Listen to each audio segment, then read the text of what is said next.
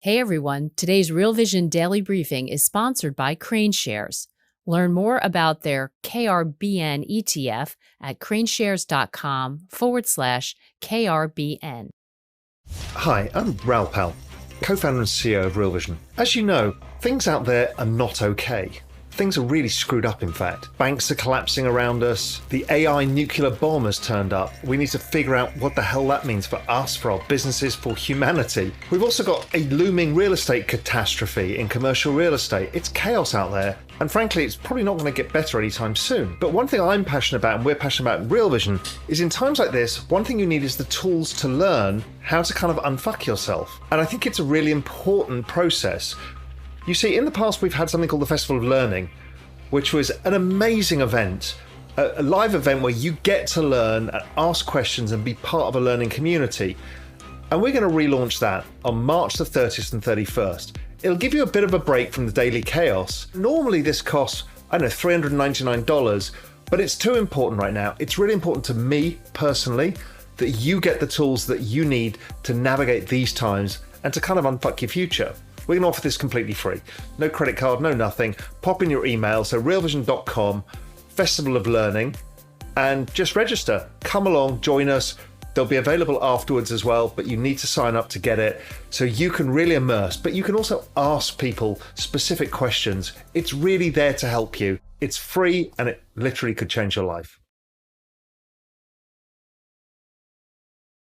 What does safe mean in these markets? Welcome to Real Vision Daily Briefing. It's Wednesday, March 29, 2023. I'm Ash Bennington. I'm joined today by Noelle Acheson, author of Crypto is Macro Now newsletter, which you can find on Substack. Noelle, welcome. Thank you so much for having me, Ash. Great to be here with you. Well, it's a pleasure to have you. A pleasure to have you, especially for this conversation. The title of your newsletter says it all. Crypto is macro now. Let's talk about some of these broader forces that are influencing both the cryptocurrency landscape as well as the broader macro landscape. Big picture, Noelle, what do you see going on right now? Gosh, where to start and how long do you have? I mean, just so much going on at the moment. And one thing that I've been thinking a lot about recently, Ash, is how we keep talking about change. We keep waving our hands and saying things are changing, but we're not doing enough of a job, I think, in picking apart what we exactly mean by that. Things are changing a lot, and they're changing in ways we even are slightly overlooking. And this matters. It matters not just for economic activity, but it matters for market structure. It matters for the regulatory approach. The change that we've been talking about is also hard to get our heads around because it is so multifaceted and interrelated as well. But we really do need to start thinking about what is this change we know is here, and what does that mean for our savings, for our kids' futures, and for the global economy at large. So how do you even begin to decompose that then to the next level? Absolutely correct. We have seen this regime shift from the Fed. We heard folks talking about this rate hiking cycle saying they're going to hike rates until something breaks. Well, something broke. The world is not quite the same as it was a month ago. Talk to us a little bit about what the key metrics you're looking at for understanding how this is happening, Noelle. Key metrics, I mean, there are so many, and how they're backward looking, pretty much all of them, and how relevant are they anyway? This is another thing that I've been thinking a lot about. You've heard the saying, Ash, no doubt, that generals always fight the last war, right? Well, I think that's what we're seeing now. We're assuming that things broke, therefore the Fed will be cutting, but that's the banking market of banking ecosystem of many or several years ago. We assume that interest rate hikes are going to bring down consumption, but that's what we thought back in 1980. We're assuming that the old playbooks still apply because we haven't yet got our heads around that this is a very, very different market. One thing that I have been writing about recently is what safe even means, and is Right. that even what the next generation of investors want? As to what safe even means, well, and this matters because regulators are there to protect us, right? And this is driving a lot of their decisions. We talk about safe assets. Crypto, the world that I spend most of my time in, is not safe and therefore should be pushed offshore. But the treasury market is very safe. It's the safest assets in the market. Although, have you seen the volatility? in treasury bills recently. Everyone knows now that the volatility is high because the treasury market is not very safe. It's not liquid Right. anymore. Structure has changed. The regulation has not changed. And there isn't even a clear idea of exactly how it works. Whereas, sure, safe in the sense that you'll get money at par eventually, but is that what safe means? Houses are safe, right? But house prices are declining. Is that safe? The walls may stay up. That's safe, but your value is not necessarily safe. Even gold, the ultimate safe asset. Gold is gold, and we've been working with gold now for thousands of years, but we don't necessarily know that the gold we hold is real. It's very difficult to verify for central banks as well as for individuals. And the paper gold, is it necessarily backed? And if it is backed, is it backed by real gold? So safe, what does that mean? Then you step back and you look at crypto assets such as Bitcoin. Definitely not safe, right? But easy to verify, easy to store, seizure resistant. So one thing we really need to Right. start doing, Ash, I think, is what does safe mean and why does that matter? Well, Noel, this really is the perfect time to have this conversation. It's as fresh as the day's headlines, but you bring a kind of strategic depth through it, thinking about this through the perspective of a longer term research framework. Today, Wall Street Journal has an article called As Interest Rates Rose, Banks Did a Balance Sheet Switcheroo. This is all about the change in the classification from an accounting perspective of how bonds were held on their balance sheets at SVB and at some of the other banks. Bloomberg has an article out today called SVB's Collapse Shows the World's Favorite Safe Asset Isn't Risk-Free. Precisely the point you were making, written by my old Real Vision colleague, or co-written, I should say, by my old Real Vision colleague, Edward Harrison. And let's take a look, just to give a little bit of context to this, to give a visual perspective for people who are watching this. I'll describe what you're seeing on the chart for folks who are listening to the podcast. But let's take a look, if we can, at the 2-year Treasury note yield. If we could bring that up, Gabrielle. This is a pretty striking chart. This is, I believe, a 3-month chart. And what you can see is that the end of this sort of slow roll up that we saw in Treasury yields, peaking out at over 500 basis points on or about March 8th. This is where we start to see the instability happen at SVB, the challenges we saw at Signature Bank, and then this dramatic, I believe, more than 120 basis point collapse in the 2-year Treasury note yield, rolling up a little bit right now, trading, it looks like on my screen, at about just under, 4.097 on a percent basis. This obviously is a tremendous amount of volatility for the Treasury market. You were mentioning bills, which are even shorter in duration than notes. Noelle, how do you contextualize this? How do you frame it? How do you put understanding around this, particularly for people who came to crypto and digital assets more from the technology side, from the engineering side, who find fixed income securities baffling, as many people who don't have traditional financial and economic backgrounds do? Well, most of us in crypto these days, Ash, as you know, are becoming avid Fed watchers, and we do check the rates before we even open our eyes in the morning, practically. Whereas, when you and I first met several years ago, we didn't do that. We didn't care that much about the market. Now it is all about the rates. And the chart that you just showed is very telling, because had you overlaid the Fed funds on top of that, you'd see that there's almost a record gap now between Fed funds and the 2 years. The 2 years way below Fed funds. That's not normal. They're supposed to track each other. The Fed funds are supposed to influence short-term rates. So what you're seeing there, Ash, is the market telling the Federal Reserve, we don't believe you. We don't believe that you're going to be keeping rates where they are now. And this is a fascinating narrative, which does feed over into the safe concept that I was talking about before, and crypto markets, because is the market right? Is the Fed going to cut? Now, if we were, as I mentioned earlier on, fighting the last war, then yes, the Fed would be cutting to save the banking sector. But the banking sector is very different now than it was in 2008. Banks are better capitalized. They are better regulated. Sure, we had a big blow up few weeks ago. We'll never forget that.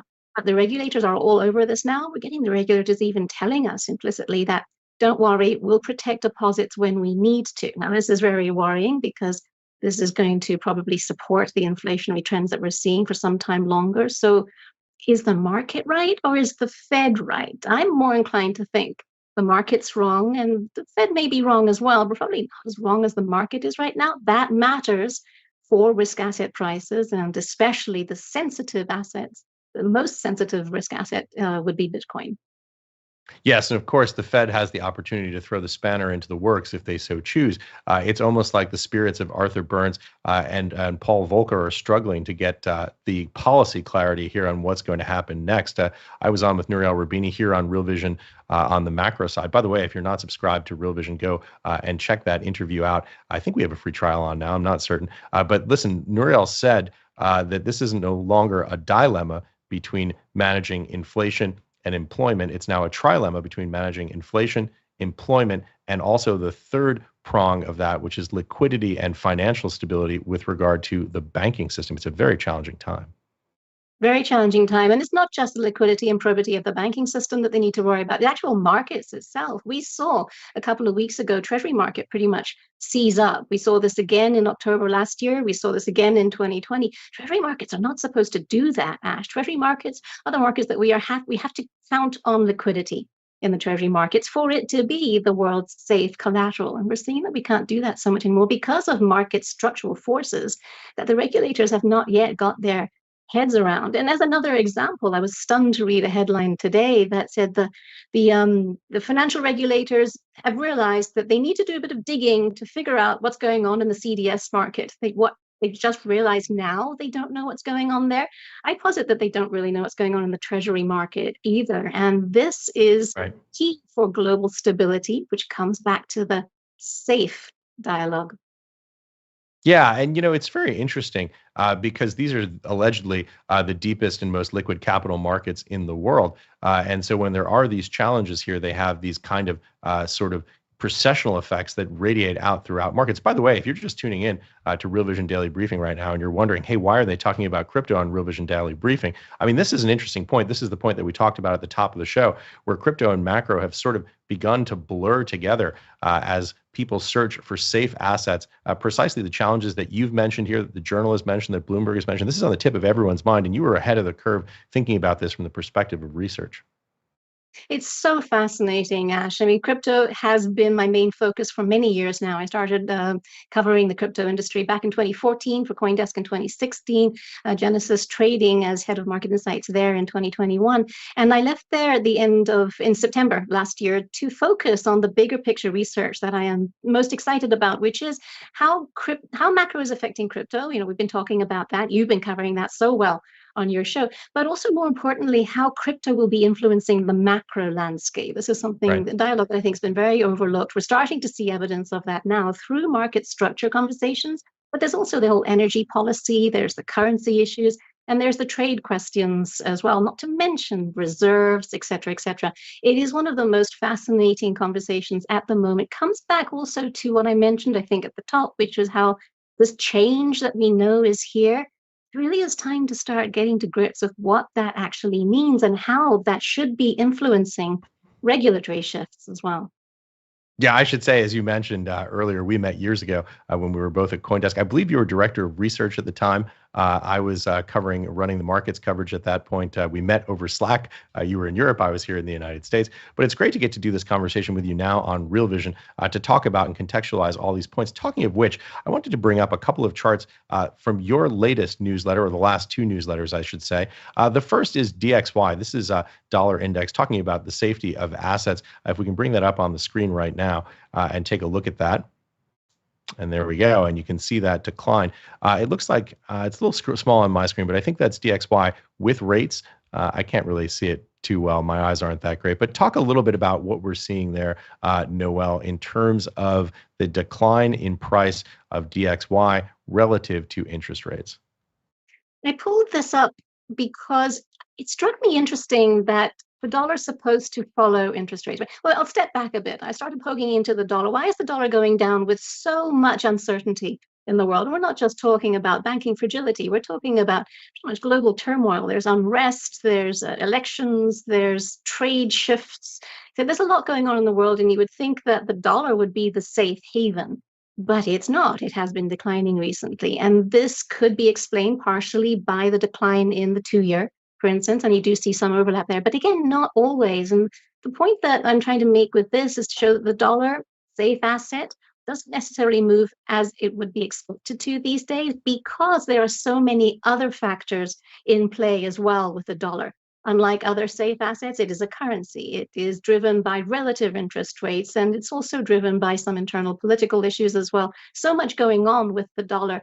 And I was using that to draw a parallel to Bitcoin as well. Bitcoin is a safe asset, but is also many other things as well. And safe in the dollar sense is totally different from safe in the Bitcoin sense, but neither are invalid for that.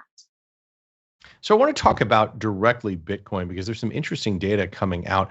You alluded to this and you have a chart that I want to show in just a minute. But first, I want to take a look at a chart from CoinDesk. This is for market depth for BTC and Ethereum. You can see when this chart pops up that these are both in a rather steep decline. Talk a little bit, Noelle, for folks who may not understand what market depth is, what it means, and why it's important to understanding potential forward price action. Now, this is such an interesting chart, and hats off to the team, for the Techo team, for putting this up. It's fascinating because it speaks to the shift in market structure and how market structure influences prices. We're seeing this in traditional markets. We've seen this in the treasury market. We're seeing this now in the crypto markets as well.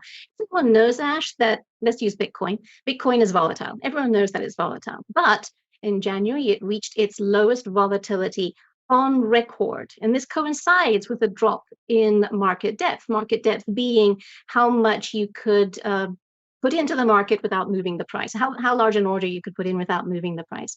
2%, I think, is usually but it can be 1%, probably a better measure now. And this has been dropping also. You would think, well, surely volatility be going up. When liquidity drops, volatility goes up. That's not what we've seen, which is fascinating. What this is telling us is that, yes, there is less liquidity, but there's also just less interest. And this comes down to trader mentality, another fascinating psychoanalytical effort there.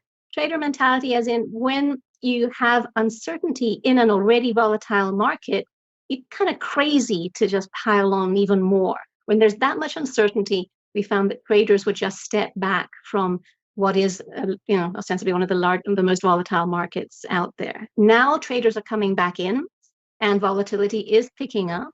The Binance issue is relevant, however, because with the closure, if the US-based trading desks have to pull back or close down, and if other Binance trading partners go a bit slower, given CFTC suit, we'll see even lower liquidity in the Bitcoin market. And will this enhance volatility, or will volatility come back down again as, again, traders step back? We just don't know. We've never been in this kind of water before, but it shows that volatility and illiquidity don't always go hand in hand. Yeah, it really is interesting. That's not typically what you'd expect to see. Boy, by the way, we've got something of a double whammy here. We've got CFTC filing suit against Binance, while simultaneously here in the United States, you have SEC serving a Wells notice on Coinbase. These are the two biggest players in the space in terms of volume. By the way, let's take a look at BTC and ETH total exchange volume, 7-day DMA. This from your research, Noelle. Let's pop this up on the screen, and maybe we can talk a little bit about the impact of those two events happening within, I think, about 48 hours of each other. It's quite extraordinary, this drop in volume. And it's extraordinary because back when we saw the volume heading up, we were like, oh, this means the big players are coming in. That was quite exciting.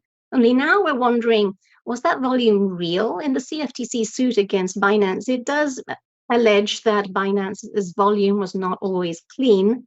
Was this real volume that we saw heading up? And we have now seen those traders that I mentioned before now stepping back, bringing back down? Or was the volume not even real in the first place? It's another structural quirk of the crypto markets. The data is transparent pretty much, but it doesn't always tell us what we think it's telling us. And I find that the need to dig deeper, I find that part fascinating.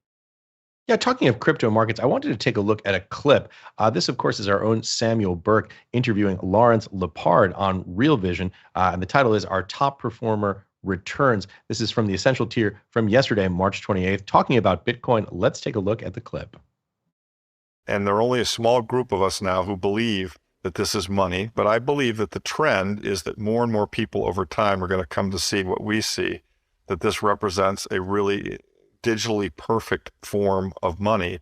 And the reason is that it can't be printed. And the other reason is it's actually deflationary.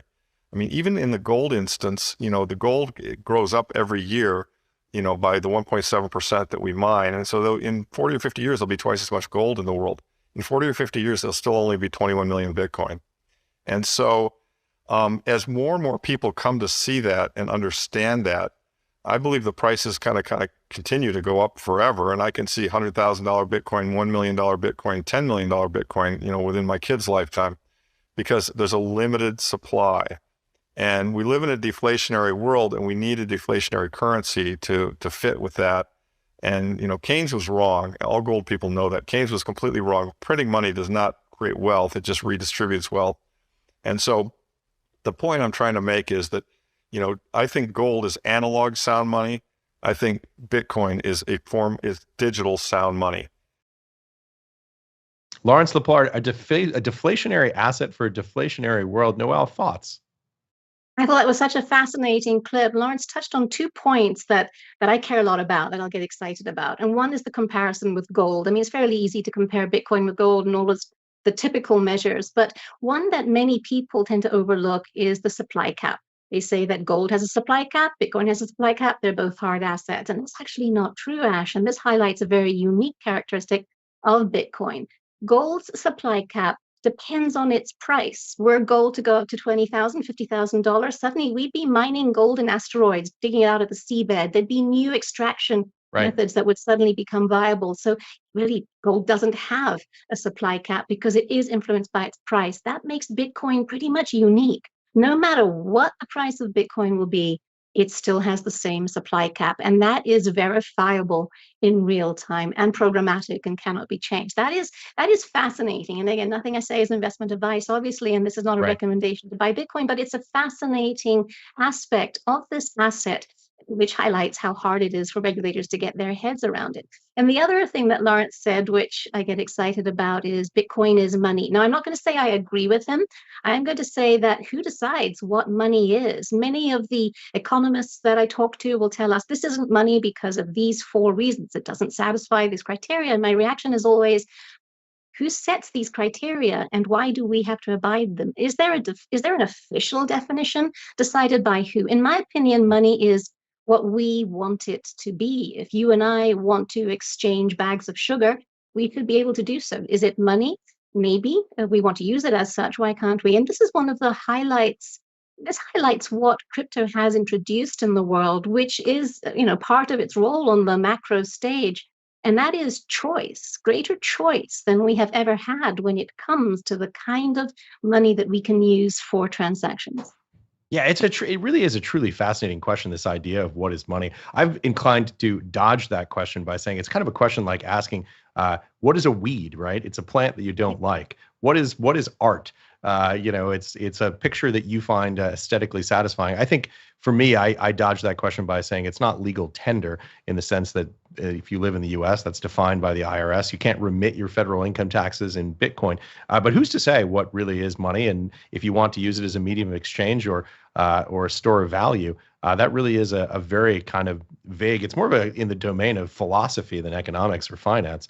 And it is interesting. I thought it's really a compelling point. Lawrence points out that the supply of gold is increasing almost 2% per year. And you're absolutely right. This is something, and Lawrence makes this point as well, as we've really never seen before in the history of monetary economics, this idea of something that has a totally fixed supply schedule that can't float as there's more demand. And I guess the cynic in me thinks if the global monetary system were based on a truly deflationary asset, would you have a nightmarish scenario of Fisherian debt deflation where you had a generation that couldn't possibly manage to pay the debts that they accumulated because the value of the money kept rising relative to the productive capacity of the economy? I mean, these are really interesting philosophical questions. Any thoughts on all of that?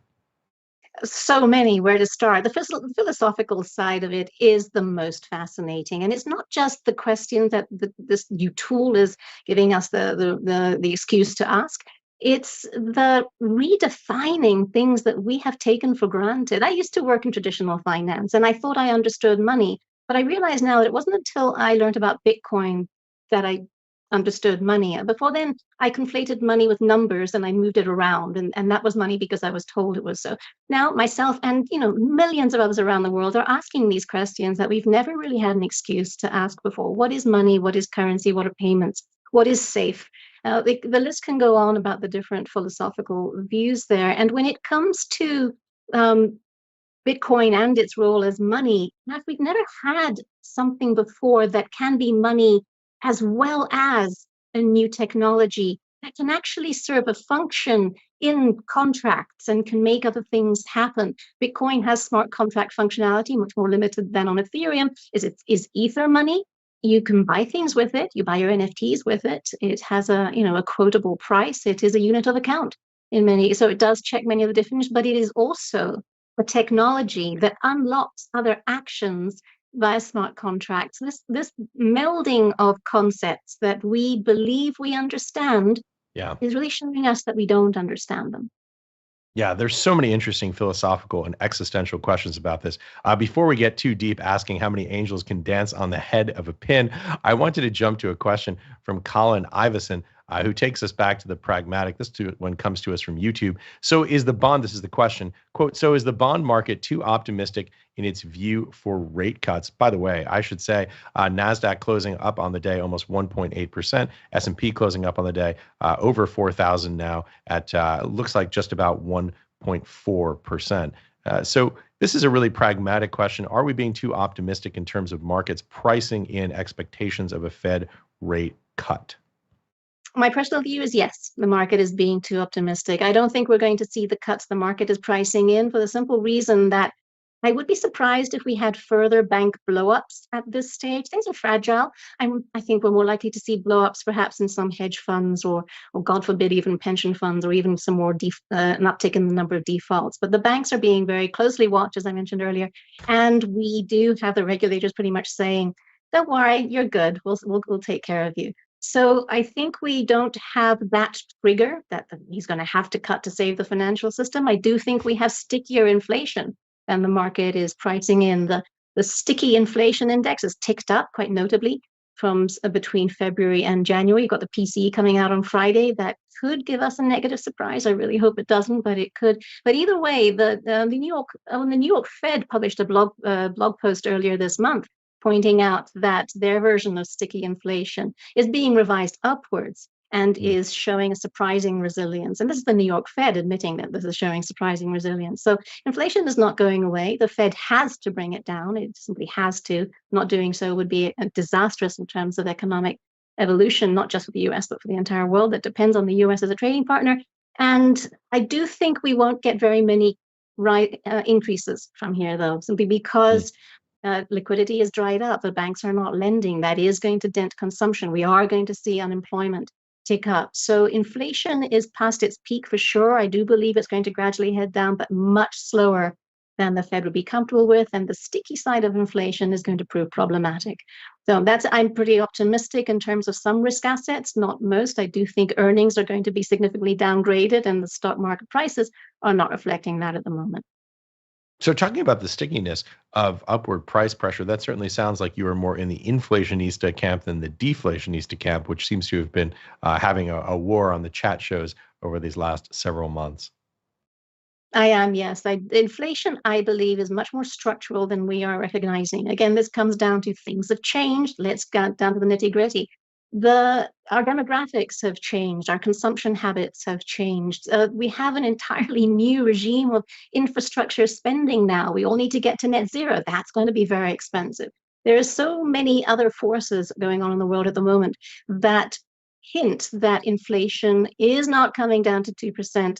I would go as far as to say probably ever again, at least not in the next couple of decades. And this does mean that interest rates will remain higher than we are currently pricing in the markets. But you know what, Ash, that doesn't necessarily have to be a bad thing. Higher interest rates are not bad for markets. It does mean that investments are allocated more judiciously, and it does set the base for a more resilient growth pattern than we have seen so far. And a moderate inflation, that's sure going to help with the debt that the United States has been incurring. Here's a question that's just coming in now from TrillionX, and it's germane to exactly this point. And the question wants to ask you, do you see a risk of stagflation? In other words, rising inflation and decelerating growth? I think that's what we're in already. That's a very, very good question. And yes, I have that. For some time I've been saying we are currently in stagflation. And the awful thing about stagflation is that it tends to get entrenched very quickly, which is why what happens over the next few months when it comes to economic expectations is going to be totally key. I do believe we will be able to get out of stagflation because of the interconnectedness in the world today, which is very different than when last we were in a stagflationary epoch. I do believe that the shift of economic power eastwards is going to be significant. I don't think that China's growth story from reopening is as much as everyone says it's going to be, but it's not going to be nothing. And there's also the giant that is India that is awakening. So I don't believe we're going to stay in stagflation for long. God, I hope not. But I do believe that this is going to be a very big drag on expectations and markets going forward for the next few months. Here's a great question from Michael Roche from the Real Vision website. What is the macro impact of the U.S. switching to SOFR secured overnight financing rate from LIBOR, the London Interbank Offer Rate? I got to be honest with you, I actually don't know. I've been trying to figure out, I actually have been asking myself that question, trying to find an answer. It's an excellent question. And if anyone does find out, could they please send it into Ash so he can let me know? Final question. This one also from TrillionX on YouTube. Any views on oil and commodities as a hedge to stagflation? Boy, that's a really tough one, right? Because you're trying to balance decelerating growth with simultaneous rising cost push pressures.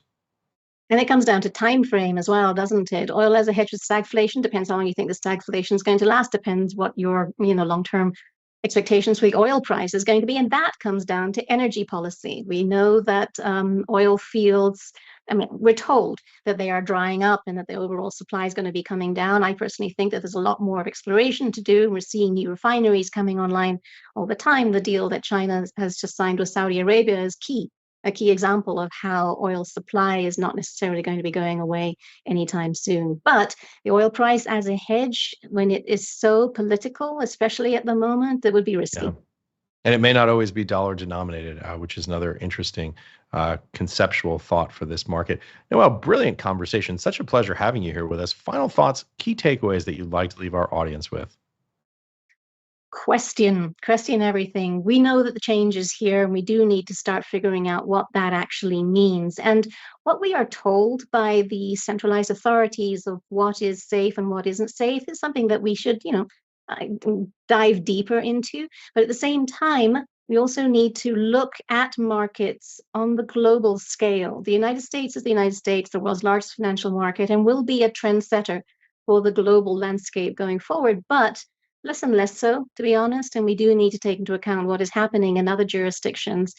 Money is becoming geopolitical now, as we see stories about the dollar demise. I personally don't believe that, but money has been weaponized, and this is going to change the framework that we all need to be looking at, not just our personal savings, but also how we hold our regulators and financial authorities to account.